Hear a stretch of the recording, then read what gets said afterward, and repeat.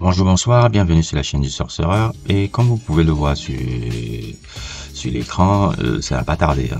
Je crois que même si bon, je dois avouer que la vidéo hier, je l'avais un peu très mal enregistrée. Les gens qui m'ont mis des commentaires, ils avaient totalement raison par rapport à ça. Je m'en excuse encore. Je l'avais enregistré encore dans des conditions qui n'étaient pas forcément idéales et je m'en excuse encore pour les abonnés qui se plaignaient un peu par rapport au son. C'est vrai que c'est quelque chose que je dois m'améliorer sur la qualité du son en ayant un peu un matériel de meilleure qualité. On retourne à nos moutons. Euh, Comme vous l'avez vu sur l'écran, sur votre écran là en ce moment, oui, ça n'a pas tardé, hein. Ça n'a vraiment pas tardé. Comme je vous l'avais dit hier, les gars qui attaquent Drake sur justement le truc qu'il avait fait sur Tupac là, c'est pas des petits gens quoi. C'est pas des petits gens parce que oui, j'ai retrouvé un peu le nom. C'était Tom Wiley. Tom Wiley, c'est le premier gars qui a signé Tupac à Interscope. Et c'est un peu ça un peu qui moi toujours m'a un peu interloqué parce que à la base c'est sa mère qui gérait on appelle ça le patrimoine un peu de Tupac. Et après ce patrimoine là c'est je sais pas pourquoi ce n'est pas la famille qui gérait ça et pourquoi sa mère a laissé quelque part un peu les droits à ce Tom Wiley là et on voit toute le dispute qu'il a avec euh, qu'il dispute un peu qu'il avait la famille de Shakur là, que ça soit Sekiwa ou Prim Shakur qui se plaignent un peu du fait que le Tom Wiley là a fait un peu quelques trucs que je ne comprends pas exactement les termes, mais ça m'a toujours interloqué sur cette histoire là qui ne passe pas trop dans les médias mainstream parce qu'on pense que c'est la famille qui gère son patrimoine. Non, c'est le Tom Wiley là qui gère son patrimoine là depuis que la mère de Tupac est morte, a fini. Et ce Tom Wiley là, moi je vous dis, c'est pas un petit boucan, hein, le gars là. C'est le Dean, c'est l'enfant de Jimmy Iovine et de Ted Fields, qui sont comment on appelle ça, les gars qui ont les fondateurs de Interscope. Interscope, je sais pas s'il était interne, je ne sais pas s'il était truc. Ce genre d'individus-là, ils font la pluie et le beau temps dans l'industrie depuis là, hein. Comme vous le voyez là, avec cette photo là où il apparaît avec Lyor Cohen là. Quand tu avais Lyor Cohen, je parle de Lyor Cohen, c'est le gars qui est à l'extrême gauche de la photo dont vous voyez là. Quand tu es là c'est ce que je dis souvent aux gens dans l'industrie, faut vous méfier pas des gens que vous voyez, mais de ceux que vous ne voyez pas. C'est-à-dire que même pas seulement dans l'industrie musicale, mais dans tout cercle où il y a tout cercle de pouvoir ou tout cercle où il y a énormément de ressources financières, c'est pas celui que tu vois qui est dangereux ou influent, c'est celui que tu ne vois pas. Moi, j'ai toujours peur des gens qu'on ne voit pas. Dans cela, pas que dans cela, alors c'est comme ça que je dis que dans cette histoire-là, Drake, au fur et à mesure, s'humilie par rapport à cette situation, par rapport à Kendrick, et ça ne fait que confirmer ce que je dis. Je dis, les gens, ils sont là en train de me dire, ouais, Kendrick, ne réponds pas, ne réponds pas. Comment tu veux répondre quand quelqu'un se ridiculise comme je vois là? Il n'y a pas besoin de répondre, mon frère. C'est lui qui est en train de se ridiculiser tout seul, comme un gros, comme un grand. Et ma foi, c'est un peu pathétique, mais je vais revenir un peu à parler, au-delà de parler même du truc avec Kendrick là. En fait, cette vidéo là, c'est beaucoup un peu de voir un peu, euh, parce que je dois vous l'avouer, hein, si ça avait été la famille Shakur ou quelque chose comme ça, je suis pas sûr que Drake aurait enlevé le freestyle, tout pas qu'il a fait là. Je suis pas sûr. Parce que le Tom Wiley là, au risque de me répéter, c'est vraiment des gens, hein, quand j'avais lu son histoire il y a 2 ans, 3 ans et tout, c'est même lui qui avait, si je me trompe pas, le truc j'avais découvert il y a quelques mois là, le musée là qu'il avait, le truc du muséum là qu'il avait fait, en tout cas là, c'est lui qui avait mis en place ça. truc de muséum là, que après Wannabe Basquiat, quand il était jaloux, il a dit aussi, il faut aussi ma part. Parce que lui, Wannabe Basquiat, c'est toujours copier-coller. Il voit un truc, copier-coller. C'est un gars qui est très important dans l'histoire de Interscope. Hein. Les plus grandes signatures d'Interscope dans les années 80, dans la fin des années 80-90, c'est lui qui est responsable de ça. Et c'est quelqu'un, comme je l'ai dit, qui est un peu le fils de Jimmy Iovine et Ted Fitz. Jimmy Iovine et Ted Fitz, pour ceux qui ne connaissent pas ces noms-là, c'est vrai que dans la tête, un peu quand tu t'intéresses à la musique, c'est un peu des noms banals. Comme je vous l'ai expliqué, c'est les dirigeants de Interscope, et Jimmy Iovine, c'est quelqu'un qui est là depuis les années 70, où il était dans le rock, dans des trucs un peu plus rock et tout. Je sais pas, je vais vous montrer un peu par montage là, parce qu'en tête là, j'oublie un peu les artistes qui étaient signés à Interscope avant que Death Row vienne là, vous allez voir là où, je crois il y avait Patti Smith à un moment donné. Oui, Patti Smith était à Interscope à un moment donné. Il y a plein de gars, c'est quelqu'un qui a vraiment roulé sa bosse dans l'industrie musicale depuis pendant longtemps. Et après, dans les années 90, quand il y avait, si je me trompe pas, quand il y avait, comment il s'appelle le coco là, quand il y avait le Death Row, quand ils avaient des problèmes, voilà, des problèmes financiers, l'arrivée de Death Row a été salvateur pour Interscope, parce que c'est Death Row qui sauve Interscope. Parce que c'est Death Row qui a amené énormément de succès encore au label Interscope pour avoir énormément de ressources financières dans les années 90. Parce que dans les années fin des années 80-90, ils étaient presque en banqueroute. Et Death Row est venu sauver complètement ce label-là. Death Row a énormément apporté à Interscope. Death Row, c'est pour ça que quand je vois Death Row un peu, je vois ça comme un peu un échec, un peu, bon, un succès et un échec un peu, parce que Suge Knight avait créé une industrie musicale, un label qui était le label le plus rentable des années 90, même pas forcément dans le hip-hop, mais tout genre confondu. Death Row dans les années 90, c'était le label le plus rentable.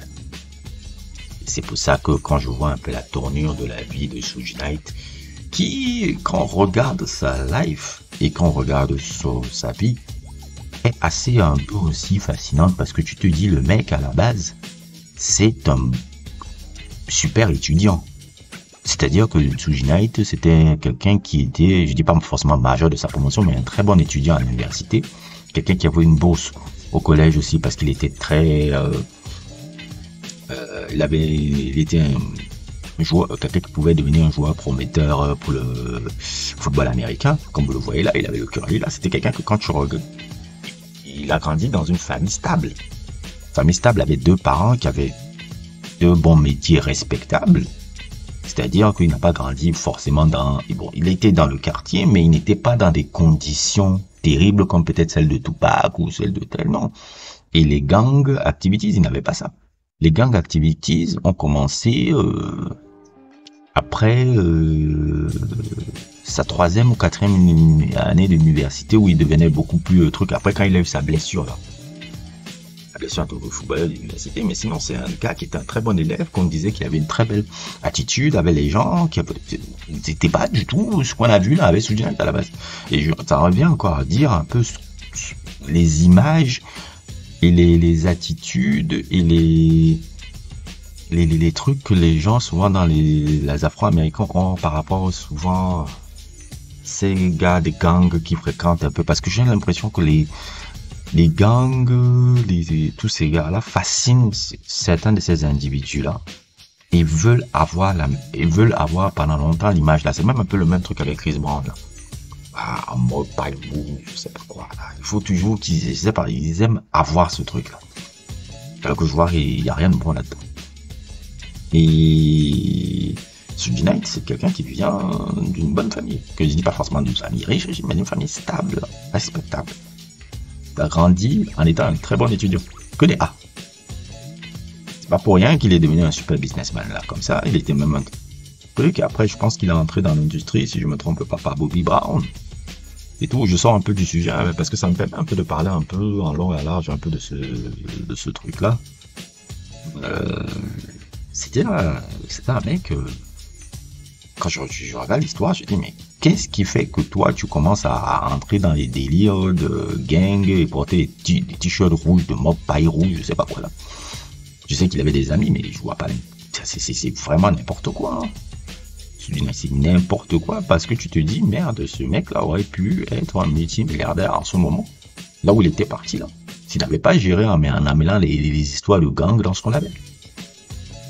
C'est l'une des plus grandes. C'est un mec qui est un génie en même temps un cinglé. C'est pas possible. Quand tu regardes vraiment le parcours de ce gars, c'est un parcours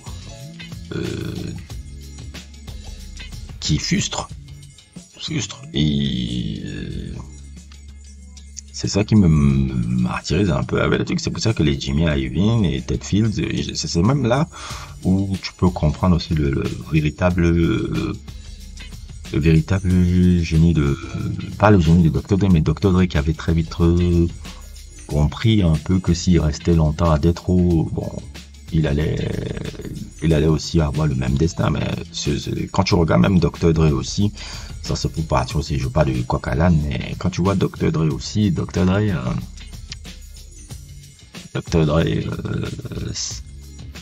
c'est quelqu'un qui, il a vite vu tout le bullshit que Death Row allait devenir et comment, franchement, ça a été la meilleure décision qu'il soit prise. Il faut vous rappeler un peu à l'époque, quand il quitte Death Row, Suge Knight, il laisse tous ses parts à Suge Knight. Il quitte sans rien.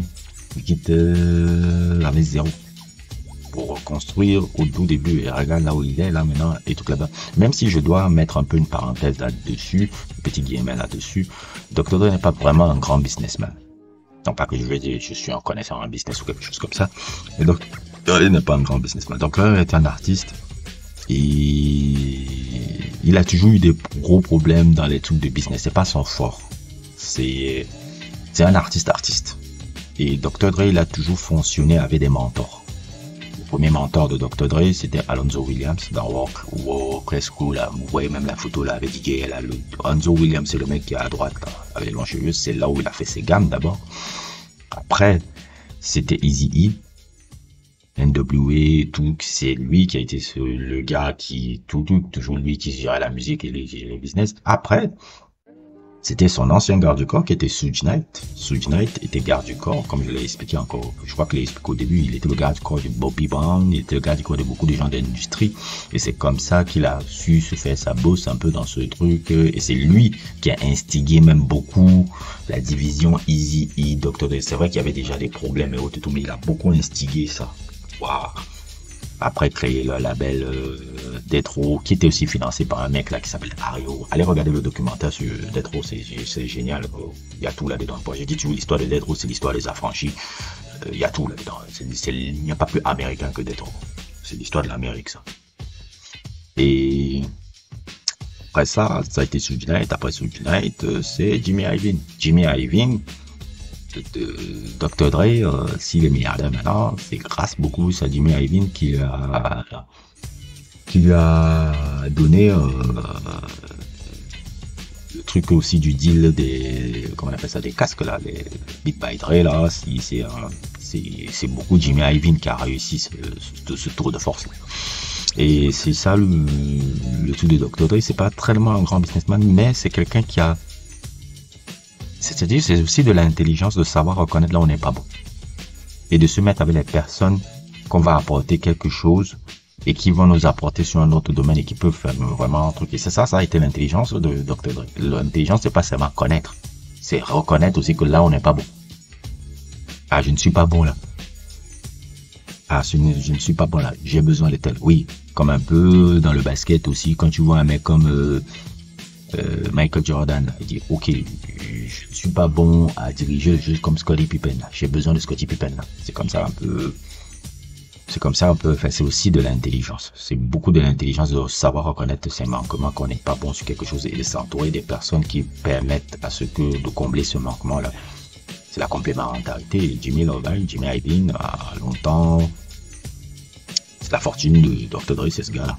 C'est beaucoup ce gars-là. Parce que Dr. Dre, pendant très longtemps, il avait des problèmes toujours à gérer des trucs d'argent, business et autres et tout. Parce que, comme je le dis, c'est vraiment artiste, ce mec-là.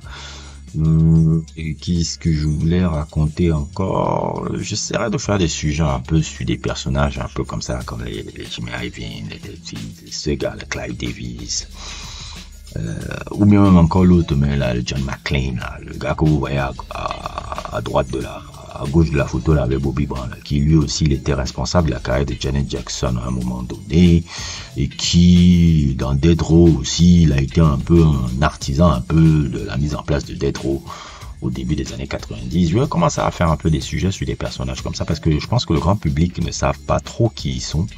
Les gens qui s'intéressent à la musique connaissent ces noms-là, mais le grand public ne savent pas souvent ce qui se passe. Et quand vous voyez des Drake justement avoir l'attitude de vite retirer comme il a retiré là, je vous assure, moi-même hier je me suis dit non, là c'est des gros poissons. Des gros poissons comme ça, quand ils te menacent, tu ne fais pas le malin. Tu ne fais pas le malin. C'était pas genre ouais la famille de Tupac non, c'est les gros poissons qui détiennent les parts de la musique du boy. Ils t'ont dit enlève vite nous ça, et tu es encore plus ridicule maintenant avec cette situation là que toi mec. Tu es tellement ridicule mec. Ce geek là se ridiculise tous les jours devant nous. Tous les jours. Donc faites attention. Je vais faire un sujet sur ce genre de personnes là. J'essaierai de bien structurer un peu le parcours un peu de ce genre d'individus là. On n'en parle pas. C'est même Lior Cohen. C'est des gars qui ont merde. Ils ont tellement fait du sale dans l'industrie là. On lisait les histoires des Lior Cohen sur Def Jam, tous ces mecs là.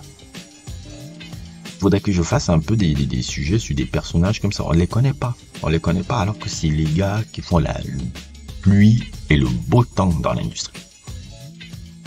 C'est eux qui font tout, c'est eux qui ramassent les trucs. Quand vous voyez 75 millions comme ça que Tupac a vendu dans le monde, plus de 100 millions d'albums, que son truc 100 millions d'albums dans le monde. Aussi, moi j'ai toujours dit mais l'argent va où?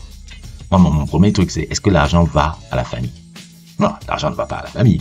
L'argent va chez le Blanco que tu vois là. Tu imagines un peu le gars qui touche l'argent des ventes de tubes de Tupac. Le Tupac qui n'a pas plus pro-black que Tupac, c'est ce fucking blanc là. Excusez-moi s'il y a des trucs caucasiens, mais comprenez-moi un peu mon désarroi à l'époque quand j'ai découvert ça. De me dire que merde, le révolutionnaire, Tupac et tout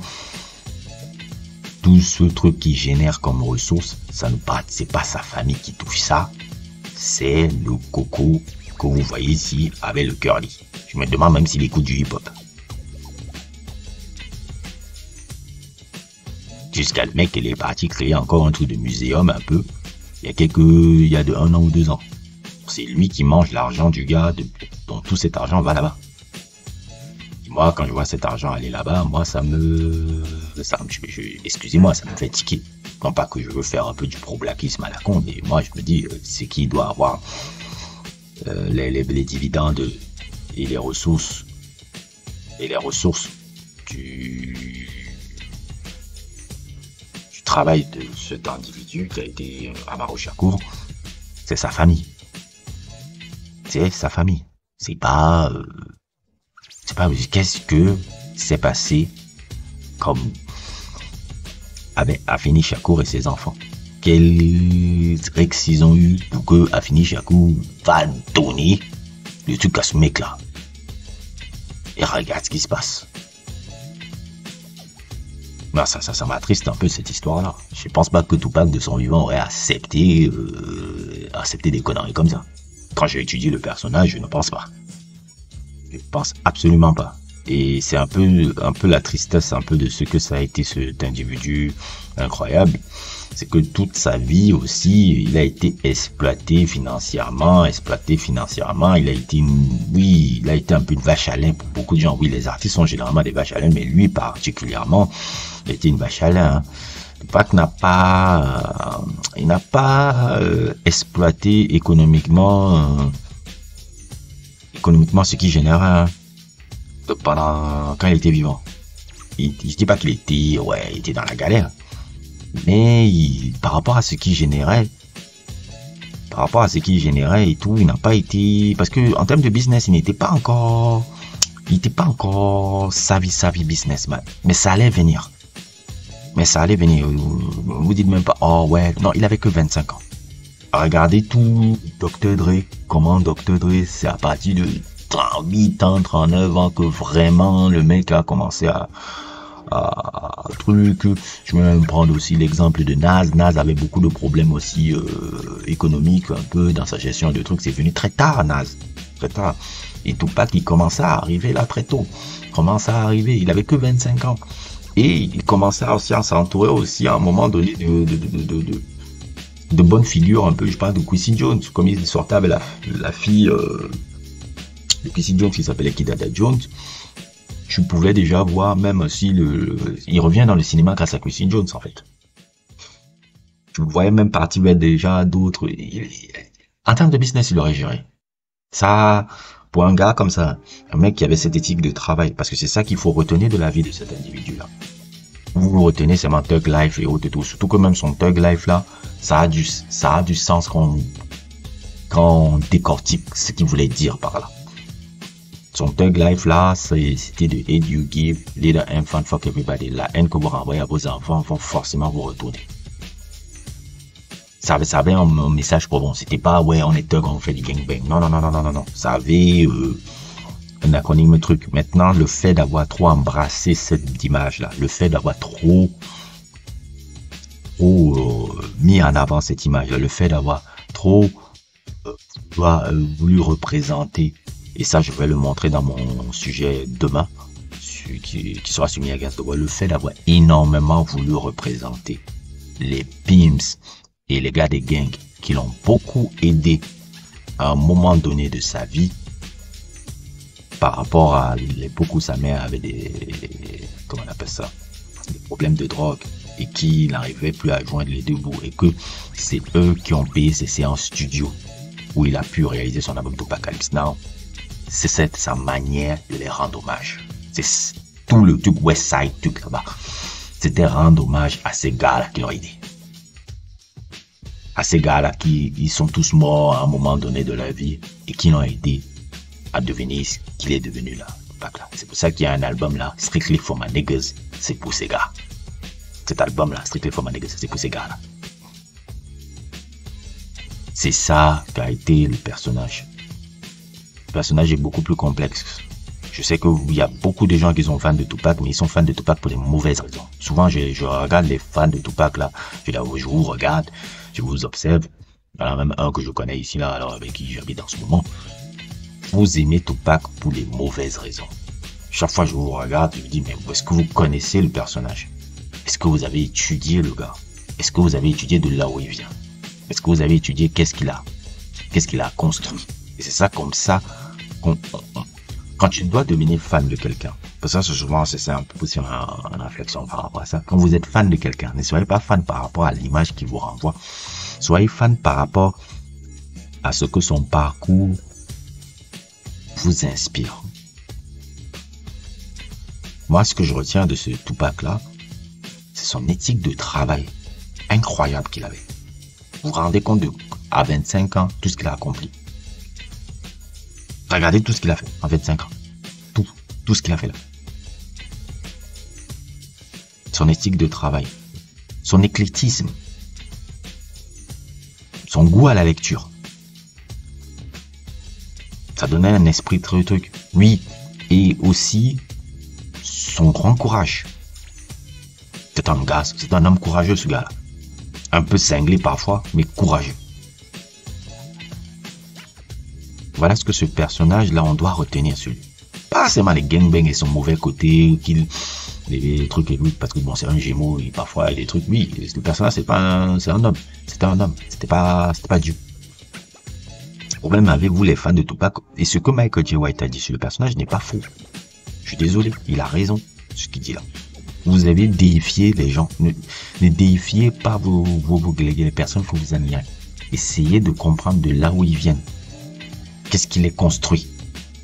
Où ils sont? Comment ils ont fait pour devenir ce qu'ils sont? C'est pour ça que j'arrive à avoir, par exemple, un peu du mépris pour Drake parce que je vois comment il s'est construit. Je vois, oui, ok, j'ai eu du succès sur ça. Mais je vois l'homme que t'es et comment tu t'es construit. Qu'est-ce que tu fais là? Donc, c'est ça, quoi. Qu'on arrête un peu, moi je suis fatigué quand je vois les fans de Tupac, ils sont seulement là, et ça va pas plus loin. All Eyes on Me, Thug Life, Tupac est un thug, les trucs, est-ce que tu as compris ce qu'il voulait dire quand il disait Thug Life? Est-ce que tu as compris le personnage? Est-ce que tu as compris de quoi il parlait? Est-ce que tu vois les nuances chez le gars? On parle d'un mec qui était métrosexuel. On parle d'un gars qui vient d'un background révolutionnaire. On va parler d'un gars, c'est un mec à multifacette. Moi, je vous dis, Tupac, c'est pas, aujourd'hui, plusieurs gars qui ont vu mes sujets sur le gars, c'est très nouveau, ma fascination sur ce gars-là. C'est très nouveau, ça date de juste il y a 4 ans, ma fascination sur cet individu-là, c'est 4 ans. Et depuis que je plonge, je vois un personnage XXL, multifacette. Et très, mais que aussi, je pense que malheureusement, là, je comme un peu hit 'em up. Hit 'em up, à un moment donné, ça l'a fait chier. Ça l'a fait chier quand il faisait le concert tout le temps, on demandait hit 'em up, alors qu'il faisait souvent des sons qui présentaient des sons comme Tattoo Tears en concert et autres, que les gens n'écoutaient pas. Il a beaucoup regretté hit 'em up. Hit 'em up, c'est un truc que franchement, si tu lui demandais, bon, c'est un peu mieux, mais il y a longtemps qu'il voulait, ça a été une erreur, hit 'em up. Hit 'em up n'a pas été un truc positif. Et hit 'em up n'a rien apporté de positif au hip-hop. Rien. Parce que c'était vraiment attaque, ça a changé le hip-hop pour les mauvaises raisons. Tous les trucs qu'on voit maintenant comment on appelle ça, des drill rappeurs avec la façon où ils se moquent des morts, ou se moquent qu'on a assassiné, je ne sais pas là. C'est l'héritage de hit 'em up, ça. C'est pas un bel héritage. Par rapport à hit 'em up, le 10 et Beef Records, qui est beaucoup plus mieux écrit, mieux fait et mieux construit, c'est All Against Hot. À la fin de Machiavelli, là où il pointe Jimmy Henchman, là il pointe Aishan Jack, là il pointe tous ces gars. Et où il est même prophétique sur Jimmy Henchman. Jimmy Henchman, in due time, the world is mine. Vous vous rappelez cette partie-là, pour ceux qui ont suivi là, parce que souvent, vous ne suivez pas les lyrics là, vous n'étudiez pas les lyrics. Ce qu'il a, vous voyez ce qui a été Jimmy Henchman. C'est Jimmy Henchman qui est derrière le truc du Quad Studio là, la première fusillade. C'est Jimmy Henchman qui est derrière. Et sachez, si vous voulez découvrir un peu qui était ce Jimmy Henchman là, qui est aussi derrière le truc sur 50 Cent. Avec, non, je sais pas si tu dirais le truc de 50 Cent, mais qui est aussi eu des trucs avec 50 Cent, plein de trucs là. Bon, je vais expliquer un peu. Ce genre de personnage là, j'ai souvent du mal à vouloir faire des sujets sur eux parce que c'est souvent un sujet sensible. Je n'aime pas glorifier ce truc là. Mais, on est meilleur que Hit 'em Up. Et les gens parlent tout le temps de Hit 'em Up. Non, pour moi, dans le truc qui est vraiment un truc de 10, mais qui est bien calculé, bien fait, qui n'est pas comme Hit 'em Up, c'est All Against Hot. Et les gens en parlent très peu. Prenez le temps de comprendre les gens que vous admirez. Ne regardez pas juste sur les images. Moi, ça me fatigue quand je vois chaque fois un fan de Tupac. Je dis, est-ce que t'as suivi quel album? All Eyes on Me. Même pas. California Love. Nah, oui. Oh, c'est un thug. Ah, tu vois, quand il faisait avec Biggie. Non. Et aussi, quand on questionne le personnage, quand on questionne aussi ces trucs, ne venez pas nous dire qu'on est des pro-Biggie. On peut aimer les deux. Il n'y a rien de mal à aimer nous tous Big et rien de mal d'aimer Tupac en même temps. Parce qu'au final, ce ne sont que des gars qui ont été victimes de cette situation-là. C'était des jeunes gamins. Ils avaient tous entre 20 et 25 ans et c'était des gamins qui se construisaient encore.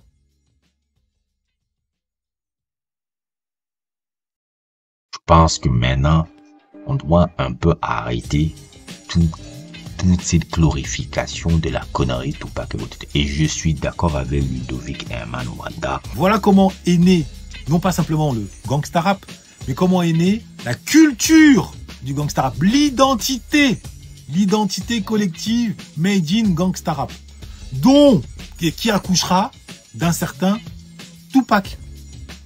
Et c'est pour cette raison que j'ai pointé du doigt dans ma vidéo d'hier, qui a un peu fait réagir certains d'entre vous, j'ai pointé du doigt Tupac. Pourquoi Tupac? Tout particulièrement.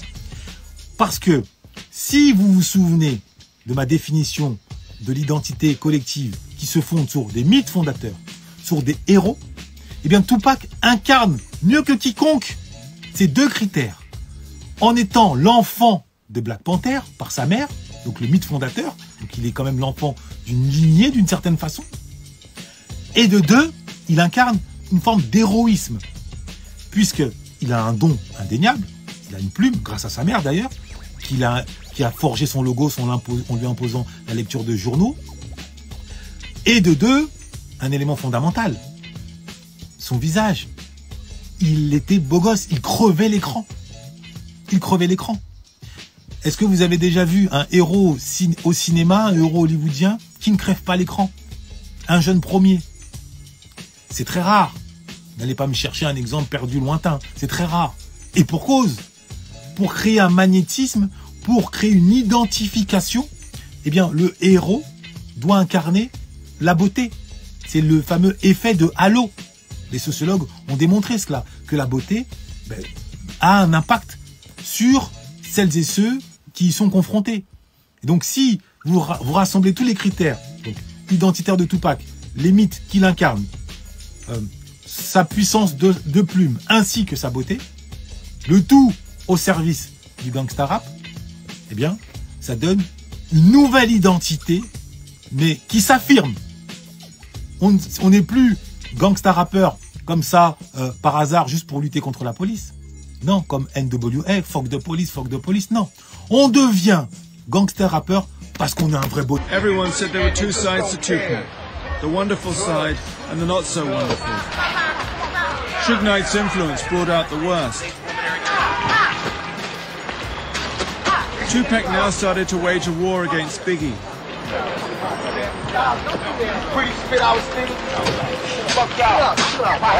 Esmo Premium White trying to control Tupac. Tupac was losing control. That's my new style.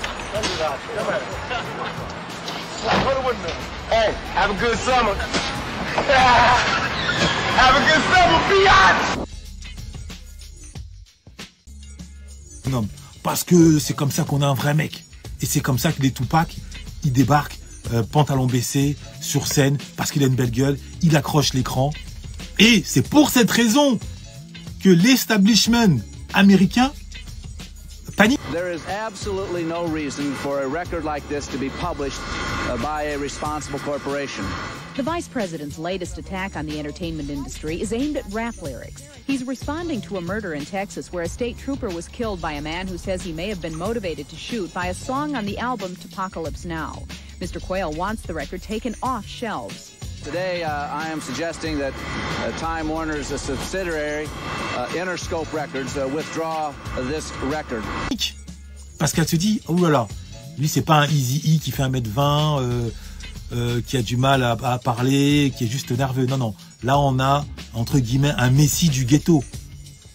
On a un vrai héros, une vraie menace, quelqu'un qui est capable, effectivement, par son aura, par sa beauté, eh bien, de créer un mouvement de rébellion à grosse échelle avec des conséquences dévastatrices. Et c'est pour cette raison qu'il a été directement pris pour cible par l'État, qu'il était considéré comme l'ennemi numéro 1. On a cherché à le diaboliser en le rattachant à des affaires de mœurs. Et hélas, par effet de boule de neige, c'est ce qui l'a fait basculer, lui, dans un extrémisme.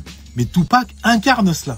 Et c'est pour cette raison que si on ne condamne pas, non pas l'individu, il ne s'agit pas d'un individu, lui, il est le fruit d'un contexte, mais si on ne condamne pas ceux qui l'incarnent, si on n'y voit pas précisément, le ver qui est dans le fruit, c'est-à-dire le début de notre aliénation identitaire, donc dans cette nouvelle identité du fait qu'on a été attiré, eh bien on ne pourra pas s'en sortir, surtout nous autres hommes. C'est un peu ça que je vois sur les personnages. Mais donc, demain, vous verrez mon truc sur Me Against the World. On va en parler là demain. On verra ça. N'hésitez pas à liker, n'hésitez pas à vous abonner et à plus pour d'autres aventures.